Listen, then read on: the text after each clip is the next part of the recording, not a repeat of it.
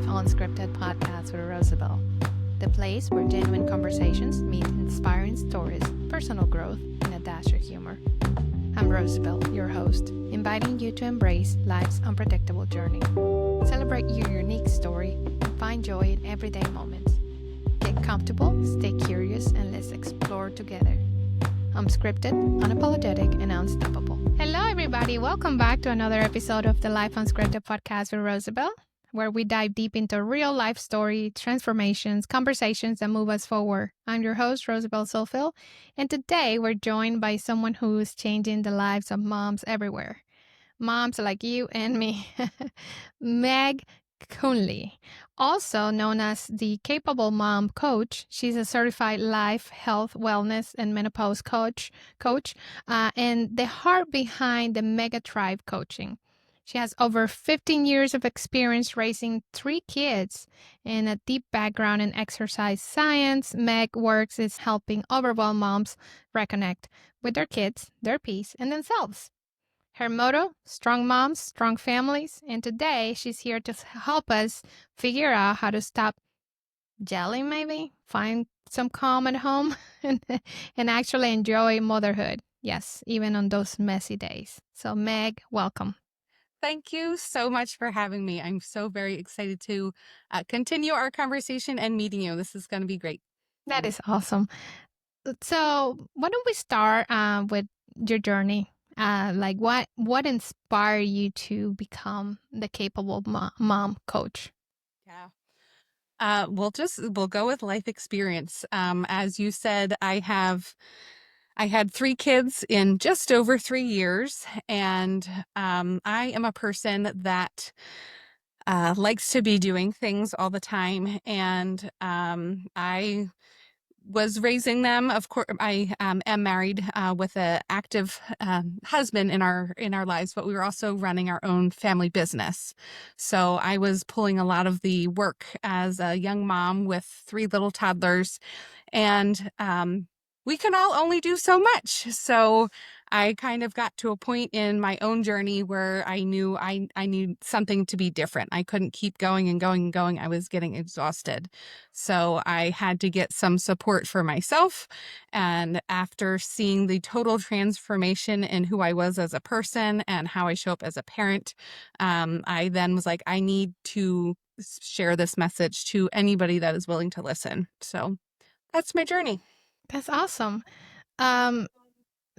Just as you were talking, we're talking about kids, I heard mine come through the door.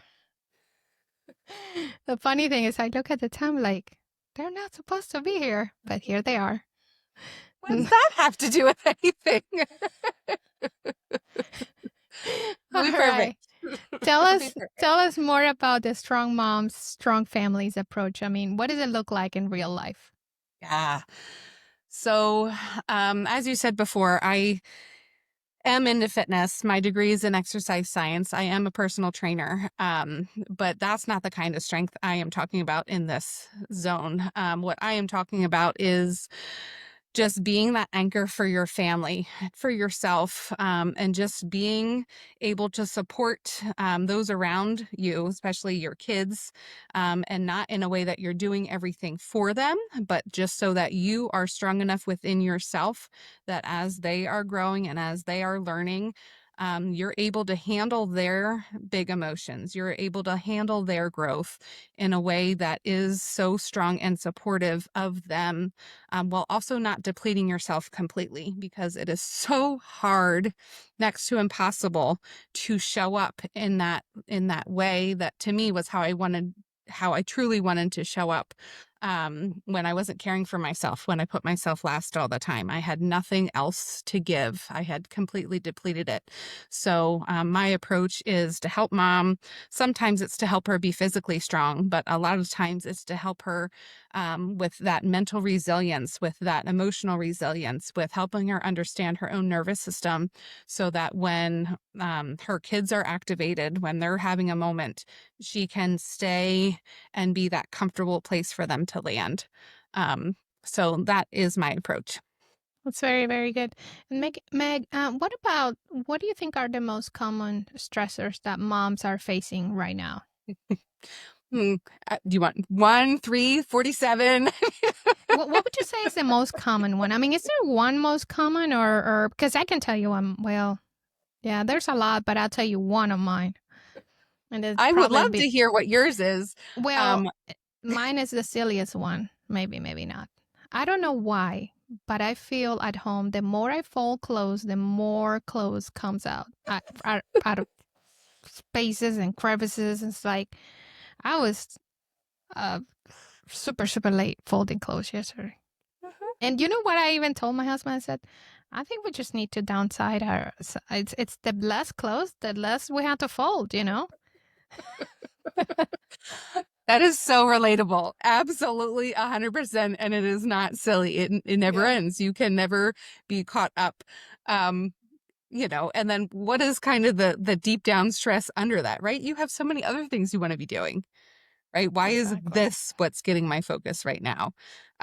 So yes, what do I think, with all the moms I talk to, we're tired, right? Yes, we're exhausted. We're exhausted. So to me, that is the stressor. And whether we're exhausted from folding clothes or we're folding clothes because we're too exhausted to do the other things, right? Sometimes folding clothes is simple and we know how to do it. It's a rhythm.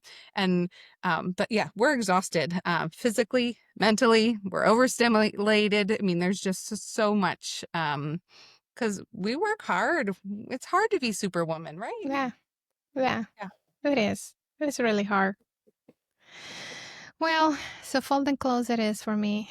Folding clothes it is. And there's nothing wrong with that. There's nothing wrong with that.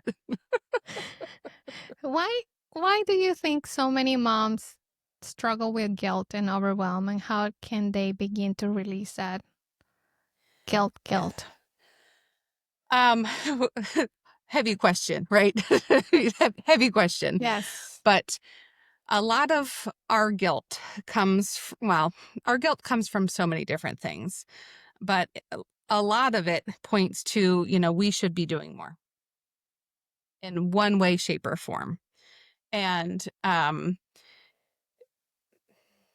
to even begin to handle it, to even begin to comfort that guilt, the very first step, in my experience, in my opinion, is just trusting that what we're doing right now, A, is enough, and B, like, we're doing good. We are doing good, because so often our mental monologue is not as kind, not as supportive. So even just taking that sentence, like, I'm doing pretty good right now. It's hard to Yeah, believe I mean, sometimes, but stepping back, what are your thoughts? does it count to say something like, I think I'm doing okay given the circumstances? Does it count? I mean, it does count, right? You're noticing, right? I think I'm okay. But what I would love to invite you to do is just care for yourself in that, right? I hear a little bit of doubt in that. I think I'm doing okay, right? But really, what parts of me is okay right now, Yes. True. right? What And happens is, I think so. Like moms, I don't know if all moms think that way, but I tend to think like it's for some reason it's never good enough. You know, it's always something. It's always we can always perhaps it's just a way because we care too much. And when I feel like I'm feeding my kids healthy enough, well, I can always do better. I can uh, always something, you know. But you're right. We have to be kinder to ourselves. yeah, and if you're willing, um, would you be okay to kind of tease through that conversation just a little bit more? Because I know that there are so many moms out there that have that same experience, right? I could be doing more here. This isn't quite enough yet. I need to keep reaching. Let me ask you this. What I think we're getting into something. You probably know this, but our partners have something to do with it. Sometimes. May not. It depends. I mean, are we talking with single moms? Are we talking with moms that have, support? Like in my case, uh, we don't have family support. Our families are far away. So it's just the two of us taking care of these two kids on top of everything else that we do, right? So I guess family dynamics do play a big, big role. And then also if you have a supportive partner, because if you perhaps have a partner who doesn't, or in a way can expect you to do more because it's like somehow it's a role. Well, you're a mom, therefore you must do this and that, right? So there is always that expectation. In my case, I mean, I have a pretty good supportive partner, Mhm. but even then, I still sometimes feel like I could be doing more. Yeah. Yeah, I mean, you're 100% right. It's different with every family dynamic and in every relationship, right? Single mom versus married or with a partner. And even if she's with a partner, right, what does that dynamic look like? There's infinite Exactly. numbers of what could be happening. Um, so just that phrase, right? Am I doing enough? Right? That is consistent across the board, no matter what the situation is. Not all the time, right? Of course, Right. not everyone has that, but it is available to everyone in any situation. I could be Yes. doing more. This isn't enough. Exactly. Right? So then stepping back from that a little bit, what does that mean to you? Why isn't this enough? What do I expect of myself in this situation? Is Yes. that helping me or is that making it harder? Yes, totally. Another thing is, I always wonder, like, the sheer amount of responsibility. I don't know. I feel it that way. It's a big responsibility to care for another human being to start with. I mean, it's a huge amount just to begin with that. I was just thinking about that the other day. Like, choosing, you know, if you may say, choosing to become a mom or being a mother, it comes with just the same, as if you were, male and you choose to be a father or, have a family. It comes with a set of responsibilities. It's not the same when you're, you know, I mean, I can always remember, picture back when I was just making plans. You picture in your head, okay, yeah, this is what we want to do, and this is how we think it's going to be this way, and end up being something totally different. Yep, it's not like the movies. It's not like TV. Nope.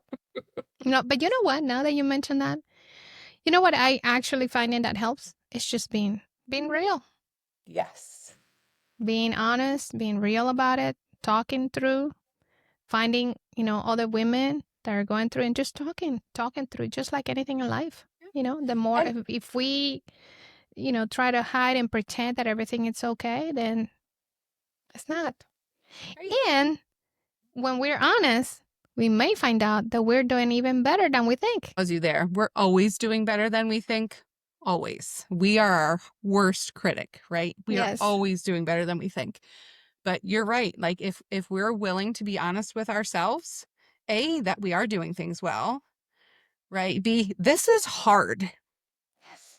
right? Some people want to glaze over that and pretend that it's not happening and that everything is fine, which is to keep comfort, right? But like just saying it out loud, this is hard, can be freeing, right? And then as a mom, depending on how old your kids are, but even having a conversation with them, hey, I need to tell you something. I have never been a parent to a 12-year-old.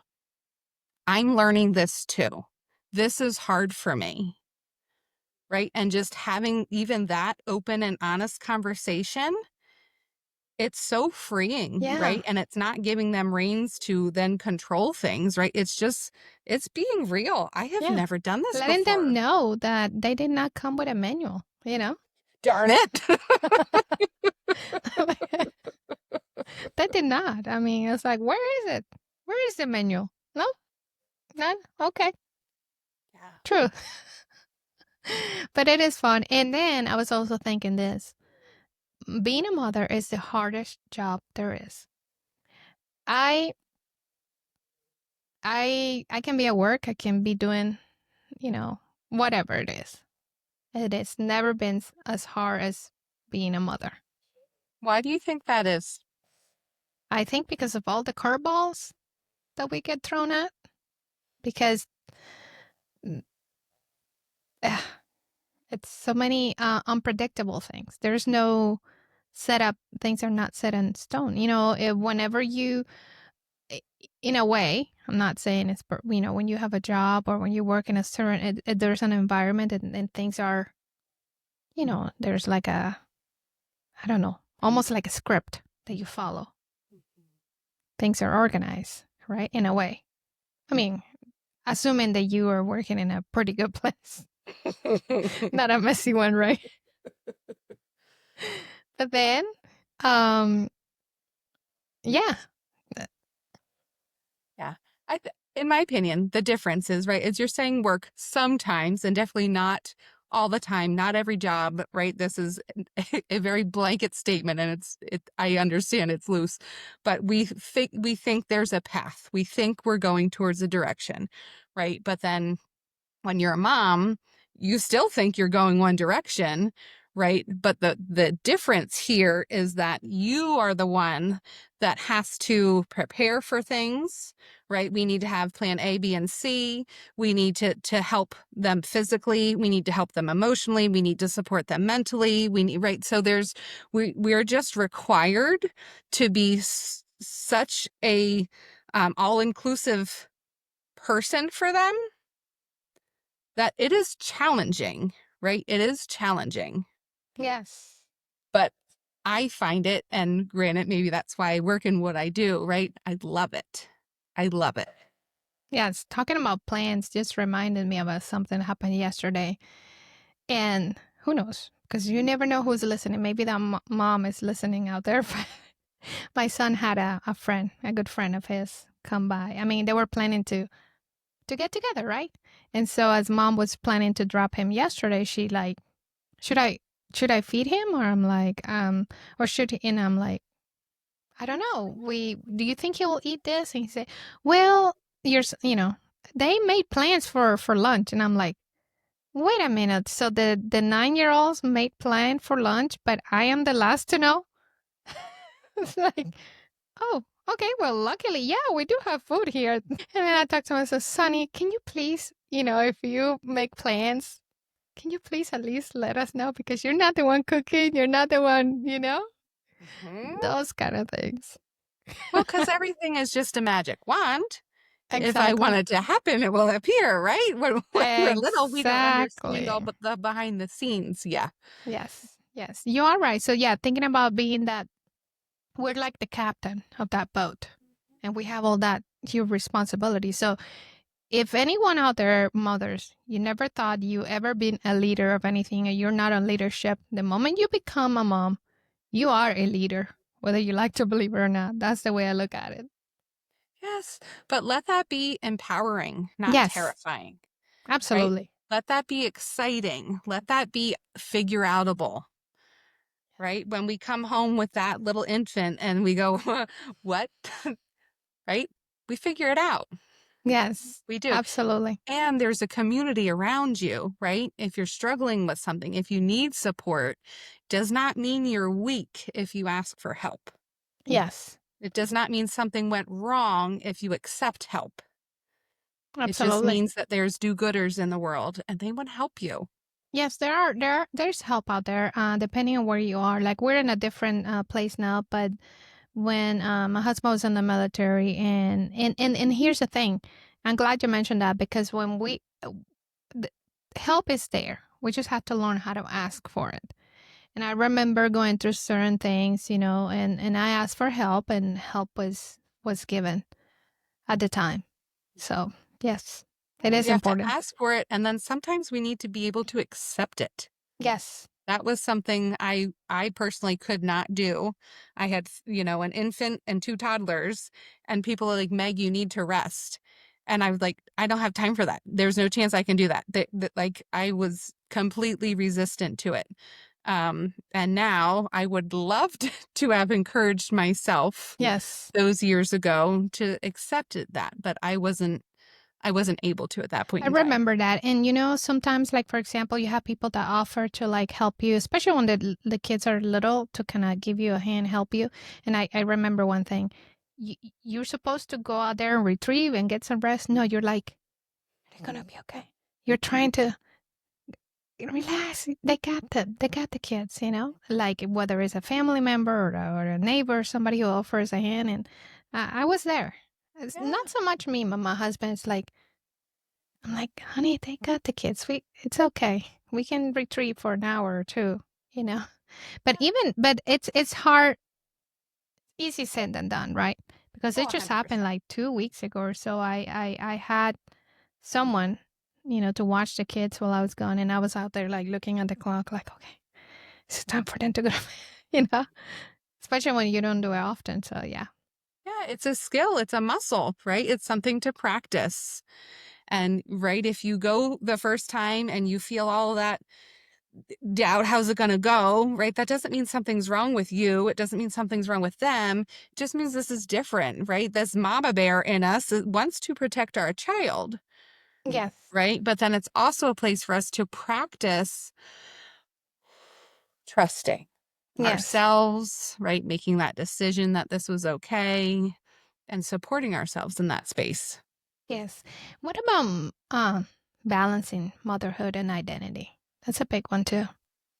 That is a big one. And especially when they're little, it just gets lost because we keep go, go, go, go, go, right? And we kind of pause our own personal identity.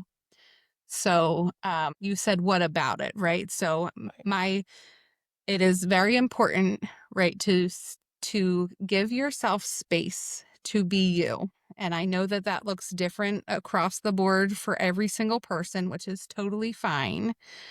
But especially when there's so much going on around you, just allowing yourself to just honor, this is hard. There's a lot going on right now.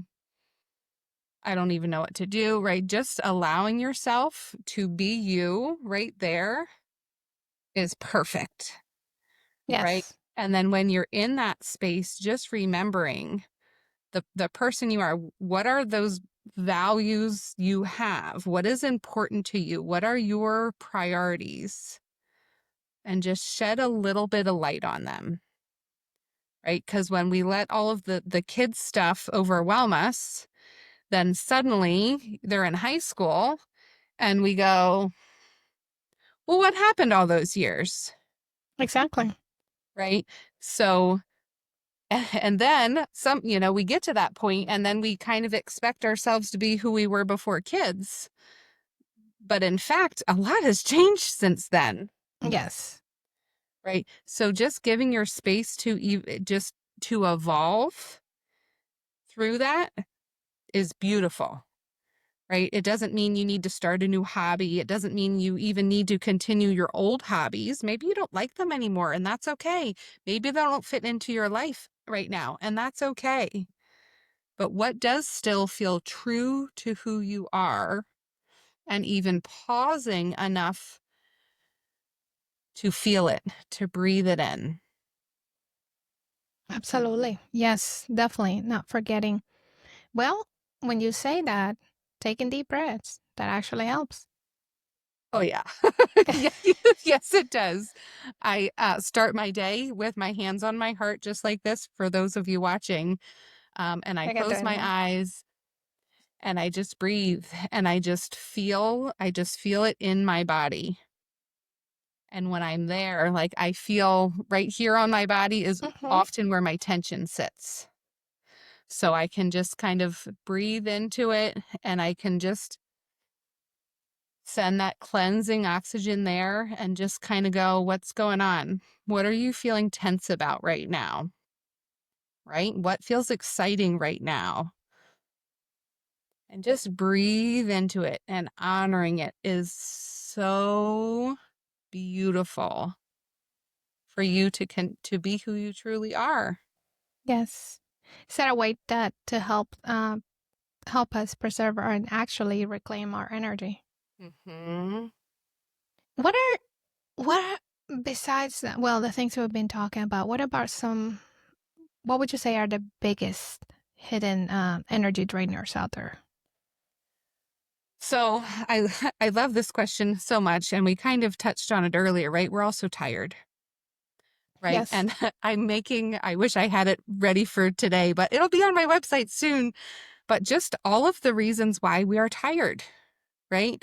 And physically, depending on how old your kids are, picking them up, putting them down, picking up toys, putting things away, carrying the Yes. groceries, right there. I mean, it's physically draining, taking them outside, playing with them, right? Monitoring them. That it's physically draining, right? And then we go to the emotional side. There's all these fits. They're needing to be supported in all of these ways. And how can I continue to keep my cool while all this is going on around me? Right. And then mentally, it's okay. I need to keep learning. I need to listen to a book. I need to listen to a podcast. I need to talk to a friend. There's something going on. I don't know how to handle it. Right. So there's all this input that's happening.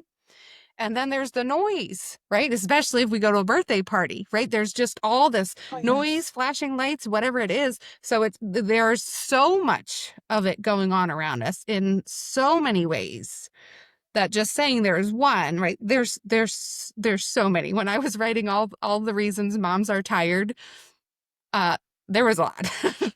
But then the reason I was doing it, right, is how can I support mom? Right? If she is physically drained, what ways would I recommend for her to replenish herself? Have a big glass of water. Put your feet up for a couple of minutes. Close your eyes even for 3 minutes. Put on some calming music, right? We need to take care of that physical exhaustion with one avenue, right? When it's mental exhaustion, right? All this learning all the time. Right. Well, what do I need to do now? I might need to go for a walk in nature, and I need to leave my phone at home, and I need to just let it be for a minute, right? Have no input. Just let this wonderful brain have a little downtime, Absolutely.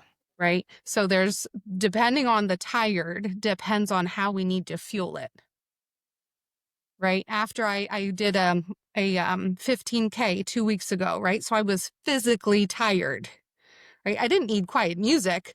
I need to put my feet up, you know, and be like, Yes. it's different.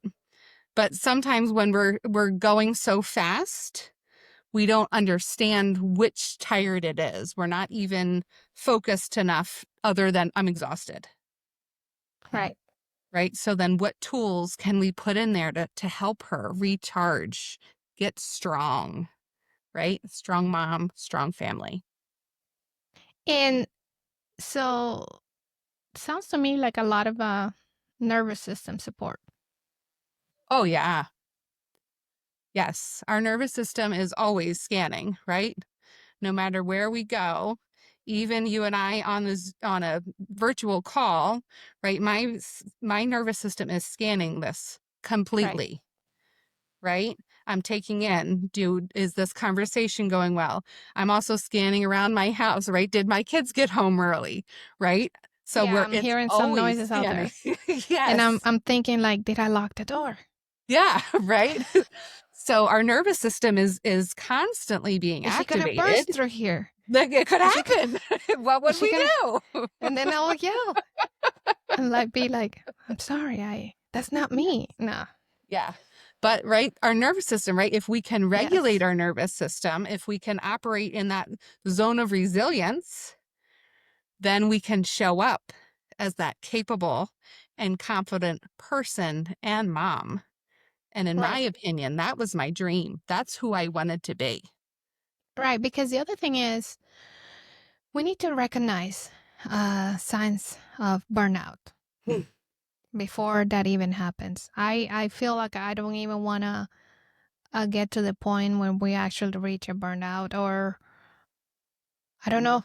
As a mom, I don't know, but I'll be honest. There were some times perhaps not so recently, that I just felt like I just wanted to run away for a moment. And perhaps I did. And I mean, like, go out for a walk and then I'll come back. But the thought was very like, I just run away. And I guess it was a good thing at the moment because it helped release. But what about those moments when you feel like you just can't go on no more for whatever it is that's going on? It doesn't have to be it could be being a mom and having to deal with things on top of other things.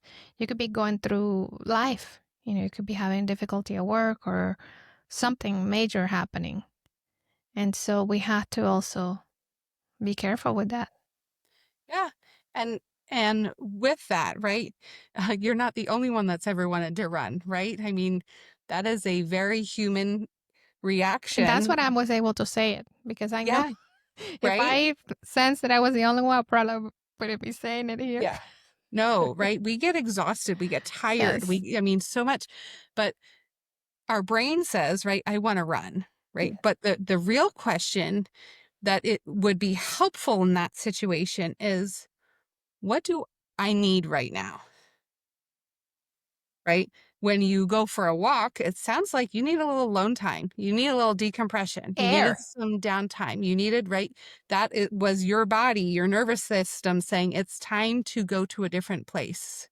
Yes. Right? But sometimes we feel like we want to run away because there's things aren't going well. Like maybe it's quiet in the house and you're alone, but just the day stinks.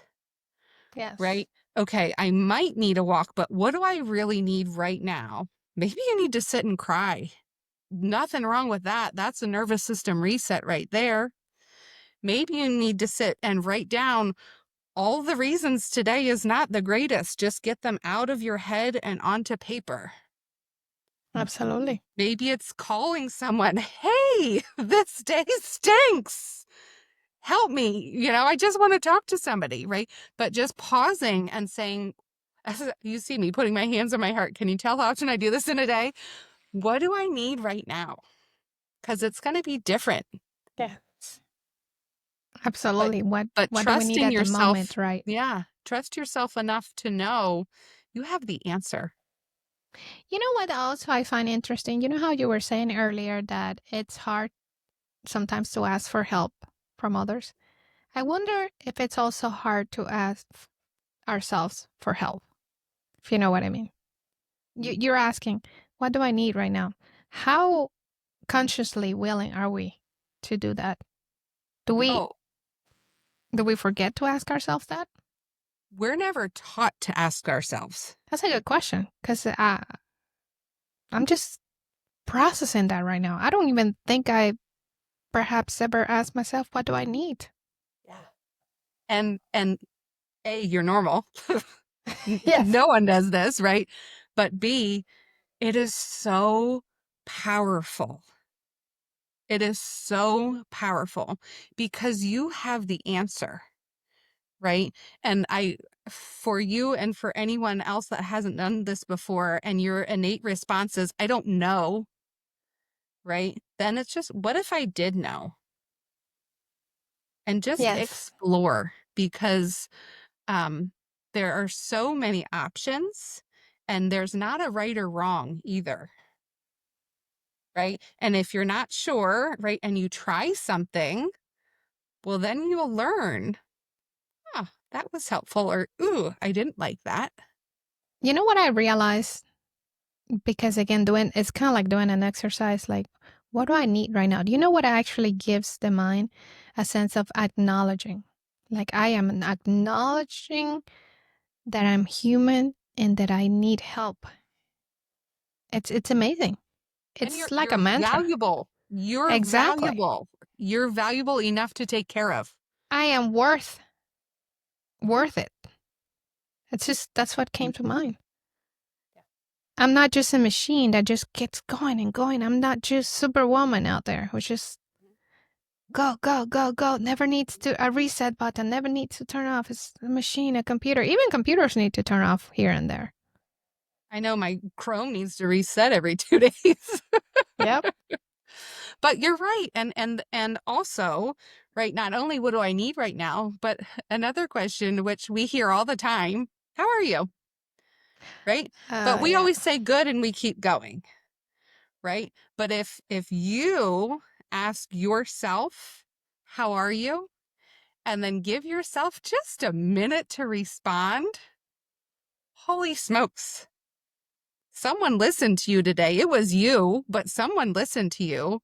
You were honest with them. It is just so freeing to allow yourself to be a human, your real self. How are you? Today stunk. Somebody yelled at me, but I'm building myself back up. Like whatever it is. But just We should be we should not be afraid to have conversations with ourselves. as asterisks, as long as we're kind. Good point. We have a Or lot of talk to each other. conversations. Yeah, Right. that's that. Or I say it because again, when we go past somebody and say, "How are you doing?" Okay. How are you doing, Rosabel? How are you doing, Meg? And then taking a deep breath and allowing ourselves to be honest. Kind of like having a monologue, an honest monologue. More on a not so much a judgmental one or like critical one. It's actually a conversation that comes more from actually deep caring or caring about your own self. My favorite word is compassion. Yes. How can I bring compassion into myself here? Right? If I'm right having a rough day, how can I compassionately ask, how are you? Yes. What do you need right now? Yep. I think that's one of the things that we as moms need to practice more often. Meg, I want to ask you because I want to know, how can people get in touch with you? Well, thank you for asking. I am on Instagram, MegaThrive Coaching. I'm on Facebook, also MegaThrive Coaching. And I have a website, MegaThriveCoaching.com. And I would welcome you into my community for sure. I have a free planner. It's called the Chaos Conquering Companion, that helps, as we've been talking about, handle some of the chaos that goes on. But I would love to be in touch with people those ways. That is awesome. And then do you have anything coming up, like do you offer like master class or anything like that, or? Yep, I do. I have a couple planned. I do a monthly workshop, and I have some virtual ones coming up. We're currently in April. There's one about releasing guilt coming up later this month. And then, my next one in May is around handling pushback with your kids.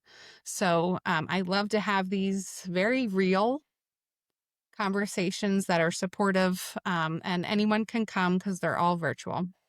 Wow. When you said pushback, I thought, I don't know why my mind, I don't have any teenagers, but that's what it first came to mind. But again, every circumstance looks different. I mean, I get pushback from my daughter, from my 4-year-old. I couldn't believe she was like right up here the other day, and she said, I don't know what caused her to say. She looked at me and she said, "Mommy, don't you ever put me in timeout. I don't like it." And I'm like, "Excuse me?" And then she's like, "Well," and I'm like, "Who do you think?" I was just like, this kids, man. Yeah. All I'm gonna say is I never, ever thought talking to my mom like that. I thought it was like a little cute, but okay, I'll forgive her because she's 4. So coming in May when we talk about it.